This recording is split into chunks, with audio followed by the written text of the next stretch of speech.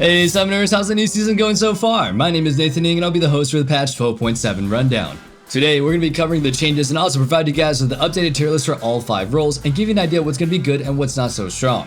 Make sure you subscribe because we make meta videos like this just to ensure that you're always ready and up to date on what's good, and you definitely don't want to miss out. Without further ado, let's begin the patch rundown. Before we get to the actual balance changes, let's look at the one thing that everybody agrees that Riot does well: the skins. This patch we're seeing the return of the Arcana skin line, and they look just as epic as the originals. The champions receiving the skins are Ahri, Hecarim, Ryze, Xayah, and Rakan. While Ahri wasn't exactly in need of a new skin, this will no doubt be another bestseller. I'm glad Riot is pairing up Xayah and Rakan for skins again. I really think they missed the mark by giving Xayah her own Brave Phoenix. Now for the system changes. Rather than having one big overarching general goal, the system changes this time are tweaks to random individual items. We'll start with the items being buffed. The first of those is Umbral Glaive, which is going to have its cost lowered by 100 gold from 2400 to 2300 and its cooldown lowered from 45 seconds to 35 seconds. This obviously won't make the item super broken or anything, but it definitely gives you more value. The other item getting buffed is Abyssal Mask. The bonus HP ratio on the magic resist shred is being raised from 1 to 1.2%, and the maximum amount of MR shred is going from 20 to 25. This may seem like a pretty small change, but Riot has to be careful when it comes to buffing items like this that makes tanks do more damage. It's probably better to play it safe than sorry and not over-buff the item, because we don't want tank champions that do a ton of damage while also being unkillable. Now, let's look at what's getting nerfed. The first item here is Winter's Approach and its upgraded form, Fimbulwinter. The champs that use this item get a little bit too much value out of it, so they're nerfing it by increasing the cost from 2600 to 2700 and lowering the HP from 400 down to 350. Moonstone Renewer is next on the chopping block. Enchanters have been way too dominant for way too long in my opinion. 9 out of 10 games, at least one if not both teams have one. That's part of the reason the bot lane is so stale and lacks skill expression at the moment. Most games is more of a sustained battle rather than fights to the death. Anyway, the nerf Moonstone is getting is to the amount of healing and shielding power that it gives, going from 7% up to 35% at max stacks, down to 6% up to 30% at max stacks. This may be a little bit too small of a nerf, and enchanters are going to remain as the top class overall for support. The next item that we're going to be seeing is Galeforce. While Galeforce is supposed to be a way to give ADCs some extra mobility, more often than not, you just see it used as an extra spell in fights. With it being good on both defense and offense, it becomes a more preferred pick in way too many games. Hopefully, with its cooldown going up from 90 to 110 seconds, it should help make choices a little bit more diverse. The last systemic nerf that we're going to be seeing is going to be done to Time Warp Tonic. Honestly, I'm surprised this has taken Riot so long. It's basically been a meta rune since it first came out, with both the insta health restore and the movement speed increase giving a ton of value. And so, both of these parts are being hit. The immediate heal from potions is being lowered from 50% down to 30%, while bonus movement speed is going to be lowered from 5 to 4%. Alrighty, that covers the system changes, so let's finally talk about how those changes, as well as the balance changes for the champions themselves, will affect our list. We'll start off with the top laners. We'll lead off here with Wukong, who for some reason is getting some massive buffs this patch. I can name about 20 or 30 champions who are bad and have been bad for several months and could use buffs right now, and Wukong was not one of them. He's been around a 52% win rate in top, jungle, and mid lane, so I really don't know what's going on here. He smashes both squishies and tankier foes alike, and is really good at split pushing or team fighting depending on what's best for the situation. And now maybe it's just cause he's not played too often, but they decided that they wanted to buff him, so his W can now go through walls. I think he may be one of the absolute best picks this patch overall, but we'll have to wait and see how things really play out. When played super well, Rengar is a very hard to beat laner. That being said, most people in this tier list demographic aren't quite at that level, so he's only going up to the A tier. In higher levels of play, around Diamond 1 and higher, the one tricks may be good enough that he could be considered an S tier pick there. But honestly, that's very subjective. I've seen people in silver and gold just have insane mechanics. So if this is you, don't let it stop you. Lilia moves up to the A tier in the top lane this patch. I'm not 100% confident in putting her here just yet, but she's definitely going to be a really good pick against tanks and juggernauts. And I think that huge buff to her healing may even make her way competitive with bruisers. But if she struggles against bruisers, too bad. We'll move her down to the B tier, where our situational picks go in the mid-patch update. Jace was already a pretty poor performing champion in lower elos, since you have to be pretty good mechanically and at managing waves to win lane with him.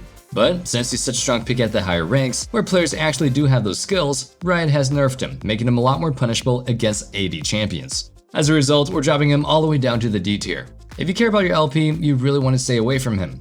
And if you want to be that guy that plays a ranged top laner, then just play Akshan instead. Now for the jungle, here's our list.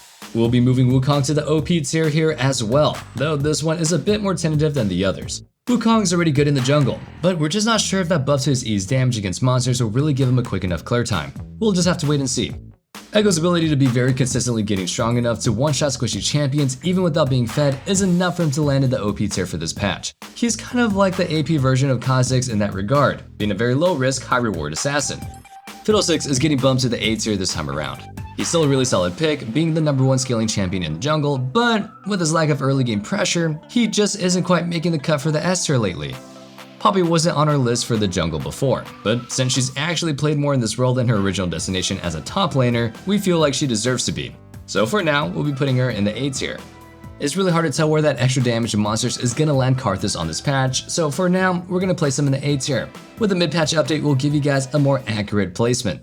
After this patch's nerf, Hecarim became one of the very worst picks in the jungle. He can still snowball very hard in some specific instances, but there are just way too many other picks that could do better. If you build him tanky, he does a lot less damage now, and if you go for a damage build, you just end up being melted. So that being said, he ends up in the C tier, which is crazy, cause right, what are you doing? You're releasing a skin for him.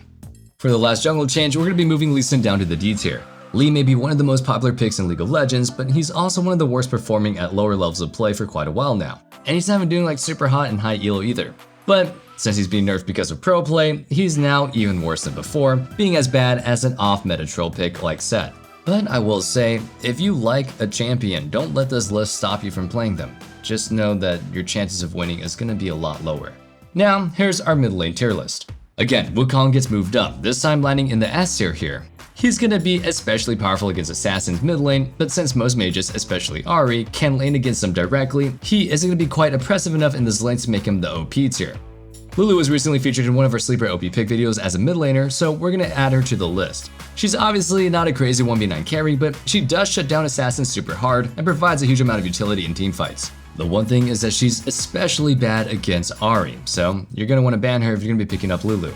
At the very best, Kassadin is a counter pick, so he lands in the B tier. Even then, I think that may be a little bit too high for him, since most teams just force fights over waiting for his power spike and solo queue, especially in the lower elos.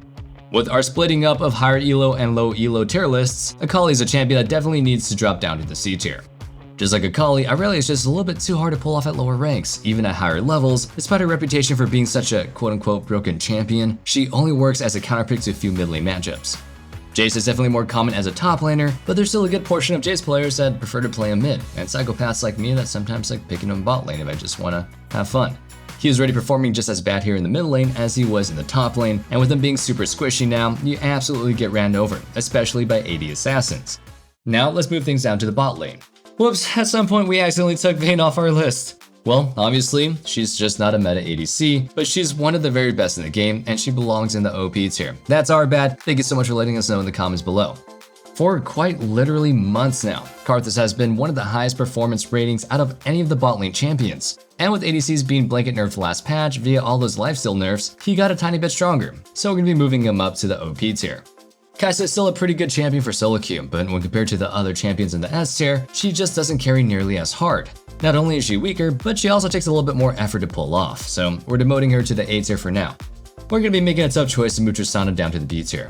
She's just a bit too contingent on having a support that will either play a kill lane support, or at least be super aggressive on an enchanter. Otherwise, you can't really leverage all that kill pressure Tristana has, and without that, she's a pretty awful pick. You just end up auto-shoving waves, which gives your opponents free farm and opens you up from being ganked by the enemy jungle. If you play her with a duo, or you're in Diamond or higher, where random supports may be a little bit more reliable, she should be considered an A tier or even S tier level of champion.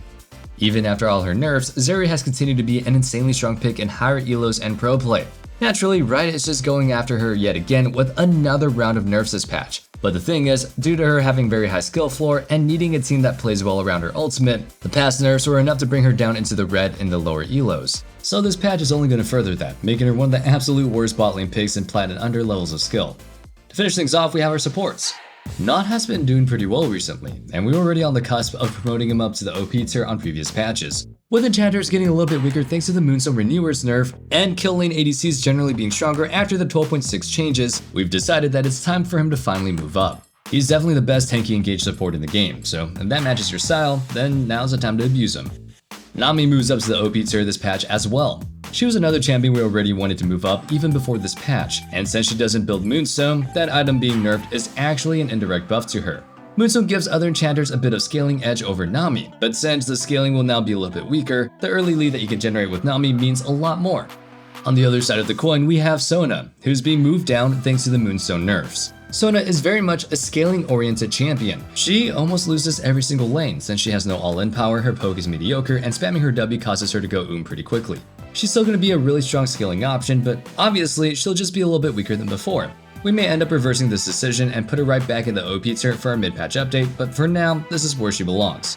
Alrighty, that concludes our patch 12.7 rundown. Hope you guys enjoyed the video, and as always, feel free to share your thoughts with me in the comments down below. Also, check out the description for a link to join our Discord. Good luck in the season, Summoners. I'm wishing the best for all of you. And remember, do me a favor, stay safe, stay healthy, and have a wonderful day. Peace.